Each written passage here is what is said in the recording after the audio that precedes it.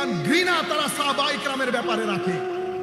সুতরাং এই আকীদার সাথে একজন সাধারণ মুসলমানের সাথে দূর দূর পর্যন্ত কোনো সম্পর্ক। হযরত আলী বলছেন মুবগিদুন মুফরিদ, আরেক দল যারা আমাদের ব্যাপারে বুগজ রাখে, হিংসা রাখে, তাদেরকে এই বুগজ হিংসা বাতুলতার দিকে নিয়ে যাবে। তাদেরকে আমরা নাসেবি খারেজি বলি। এরা ছিল, এরা আছে, এরা থাকবে। হুজুর কাসেম ভান্ডারীর ফয়ুজাত জারি থাকে মৃত্যুর আগ পর্যন্ত। কোনদিন কোথাও মাথা ঝুঁকানো তো দূরের কথা, লাখ টাকা দিয়ে ভান্ডারী গোলাম হুজুর গৌসুল আজম আব্দুল কাদের জিলানীর গোলামদের জুতার ফিতাও কে খরিদ করতে পারে না।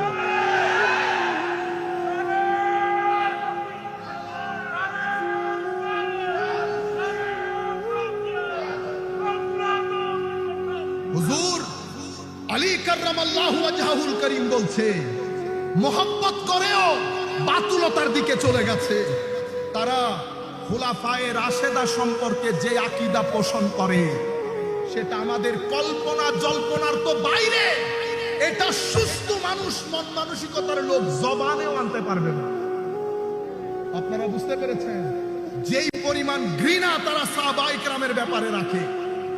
সুতরাং এই আকীদার সাথে একজন সাধারণ মুসলমানের সাথে দূর দূর পর্যন্ত কোনো সম্পর্ক।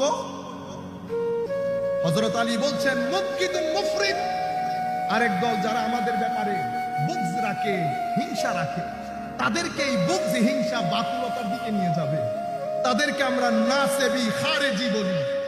এরা ছিল, এরা আছে, এরা থাকবে।